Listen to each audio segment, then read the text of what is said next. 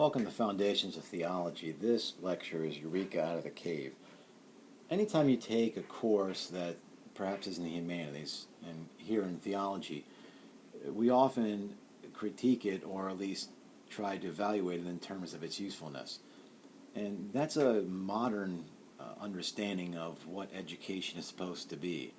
So some of the things that we will be studying are the most sublime things in the human life: beauty, truth, goodness, liberty, justice, equality, and love, supreme among them all. And these aren't things that a vocation can unravel for us. As important as it is to have engineers to build bridges and medical technicians and physicians to treat our health, all those things are so that we can have the goods in life that, quite frankly, some people live and die for. So I always try to make the case in the beginning of a course that it's not good to evaluate something simply on its usefulness, but on how well it can contribute to what we all want, which is a good life at the end of our years, to look back and say, we've done things well. So I want to just give a real brief understanding of what education in a liberal arts sense can do. And for the majority of all time, up until quite very recently, was its basically sole intention. I'll leave it at that. Now, I won't go into the allegory of the cave as an explanation. You either to watch it or to read it from Plato's Republic, Chapter 7. I'm just going to try to talk about it and then make sense of it in terms of how we can see education working in our own lives. So you had the individuals that were facing the wall, chained to the wall, and they could see nothing except the shadows that were portrayed on the wall.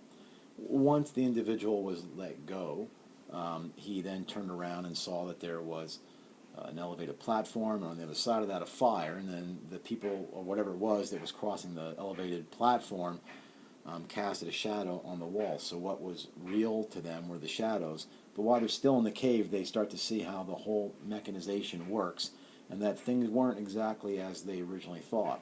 And then dragged out of the cave, now illuminated by the sun, you see the reality of everything in the light of which it really exists. And quite frankly, we could say that's an eye-opener. And as within most cases, and in the case of the allegory, whenever we might eat at a really good restaurant, we want to tell people what a meal we had. When we watch a really great movie or a TV show, we want to share how funny or how, just how good it was.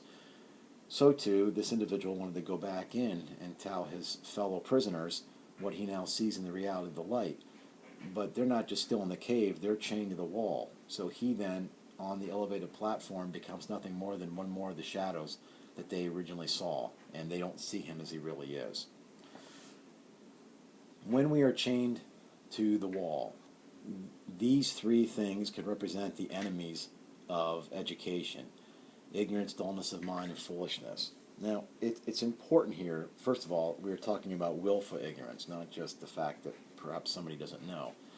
But ignorance is not to be understood in terms of being rude. That's a connotation of the word, but here we're talking about it as in not knowing. So you may have heard the phrase that ignorance is bliss, but that's only half the phrase. If ignorance is bliss, then 'tis foolishness to be wise. So we don't want to live in this ignorance, but if we can know that we do not know, that's a good thing. That's preparation for education. If we think we know, but we really don't, that's tragic. So you can't really, we would say this way: a person who thinks they know but do not is nearly unteachable. It would be the same in an athletic sport if somebody thought they were great but they weren't. They would be uncoachable. So while in the shadows, we are in this state of ignorance. Now, dullness of mind isn't meant to be like what you might call stupid. It's that the person is not a clear thinker. Now, clear thinking itself is an art, and either people think about thinking or they don't think about thinking. But it's not it's not necessarily true that people will always bring sound logic to bear on how they reason through things.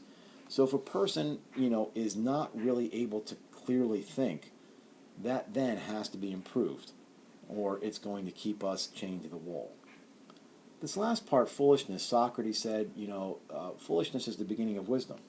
But remember, it's the beginning of wisdom, like ignorance, if we know that we're foolish. If we know that we are fools, then we have a chance to be wise. But if we think ourselves wise and are really fools, that's something to be ridiculed upon. So there's nothing worse than that. But anyway, all these are still attributes of individuals who would be chained to the wall. Now, once you're released and you see the mechanizations going on, and you see the elevated platform, you see the fire, and you realize that this is not really how things have been, or not how really things are, two different things can happen here. There's a level of comfort that you no longer see things the way that, in a wrong way, that you have been up to this point. There's also a discomfort. So some people want to go back to the devil that they know because it's more comfortable for them than the devil that they do not know.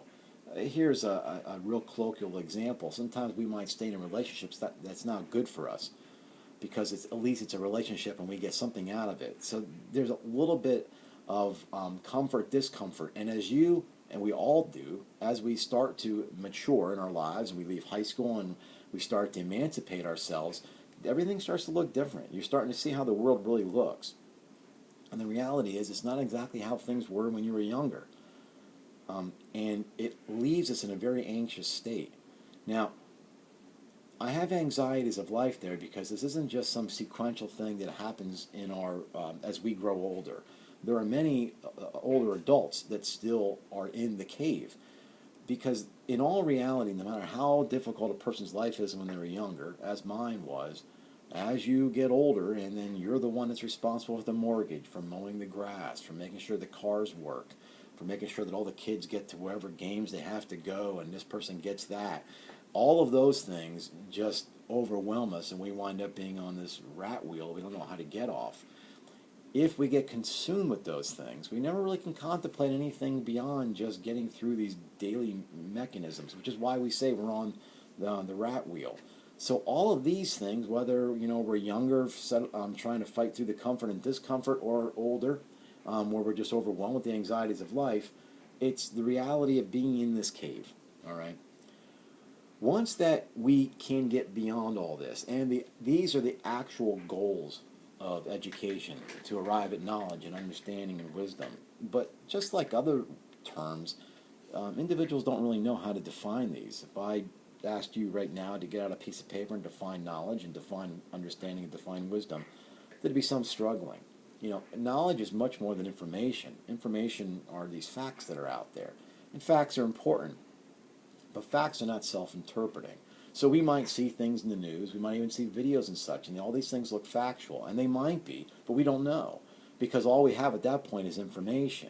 And the problem with media, whether it's mainstream media or social media, is that we are saturated in the 21st century with information, and a lot of times, like with social media and just watching the news, is low involvement. Well, that's a real toxic combination, to have a saturation of information and low involvement. But what knowledge does is knowledge reaches judgments, right? So you're trying to do some discernment and some truths and some false that you're trying to ferret out of those things. And in particular with theology beliefs, knowledge is important for that. Understanding then is a penetration of the truth that knowledge has reached. A way to understand this is if sometimes you might even know something and then all of a sudden it sinks in. When it sinks in, you understand it, and you almost start nodding your head like, aha, I get it now, right? That is understanding. So there's a little bit of a level up of knowledge where it's a penetration of the things and the judgments that we reach. Wisdom is the contemplation and the pursuit of the highest things. If you want to know what's important in life, go and ask your grandparents or somebody who's in their 80s. They're going to say many of the things that we worry about, very much so now, are not really that important. Keeping your house immaculately clean, making sure that you're on honor roll. All these things that are important. It's not that they are not important, but they're not as important in the long run. The relationships that we have, those things are more important. How well we treated those that were within proximity of us. All these things. So what education is supposed to do is help us with those things. Now, somebody might say, but those aren't marketable qualities. But see, what we're after here is not just simply some utilitarian use of what we are learning, but it helps some way to form us to be better individuals than we have been, or at least could be. So I'm using the allegory of the cave in this sense to show us how we can move from these things that, as they appear when we're still attached to the wall, and then the unraveling of things when we're not quite sure exactly how things work anymore, to getting to the point where things are. And at that point, we can almost say that we have peace in our souls.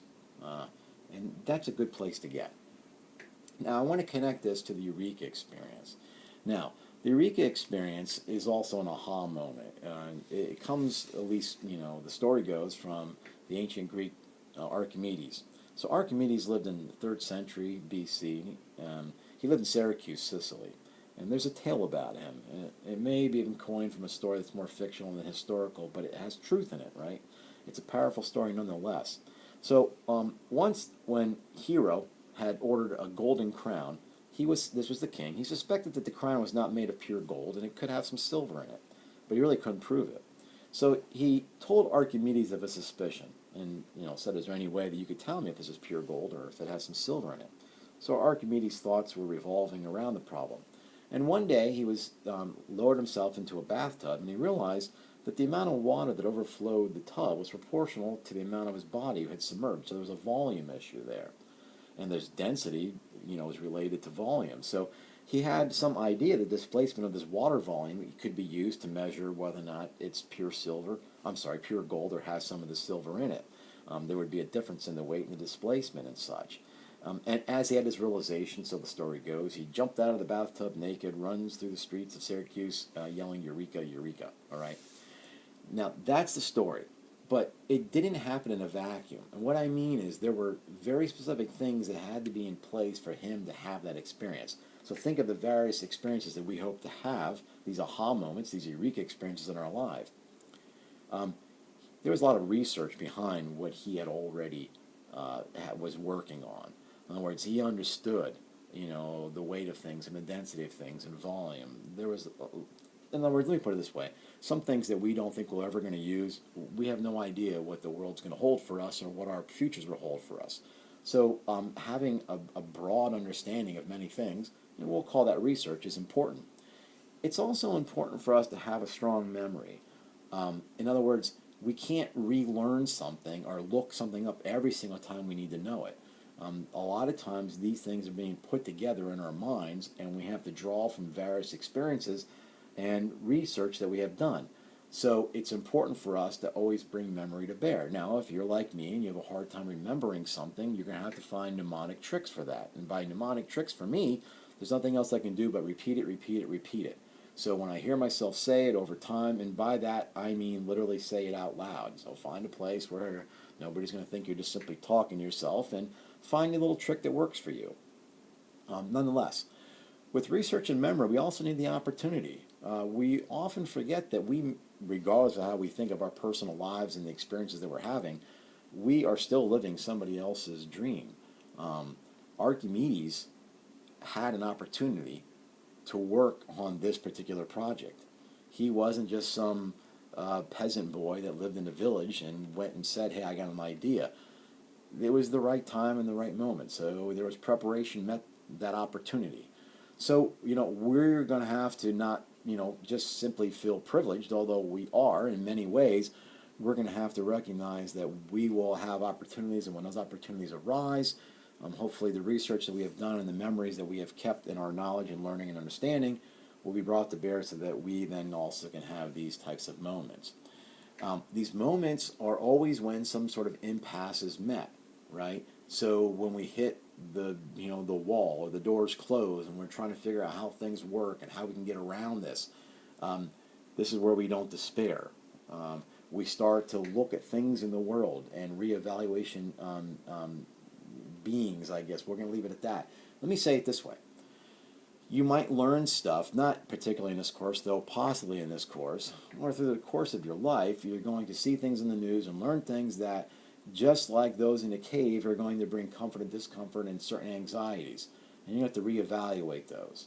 And you're going to use the tools that you already have in place, the things that you had no idea whether or not you were ever going to use. And you start to do a certain reevaluation of such things. From those then, if we're fortunate enough, we have this aha moment, and it's a breakthrough. And the thing about these Eureka experiences is that you never can unknow them. You can never see things in the same way. Just like the individual who went out into the reality of the light, now with knowledge, wisdom, and understanding, cannot go back to ignorance, dullness, and Maya foolishness. These are good things. This is maturation on many ways. And when we get to these particular points, there's an acceptance. In other words, even if it's something that has drastically changed our views on life, we accept them because in a very colloquial way, it makes sense to us. So just like being dragged out of the cave, going from things as they appear to the things unraveled to the things that they are, so too with what we do in classes, and particularly even in theology. And it really doesn't matter if you have a theistic underpinning or not. The research, the memory, and the opportunities that we have as we move through the impasses and the reevaluations, we get to those breakthroughs and have an acceptance of the new reality that we see.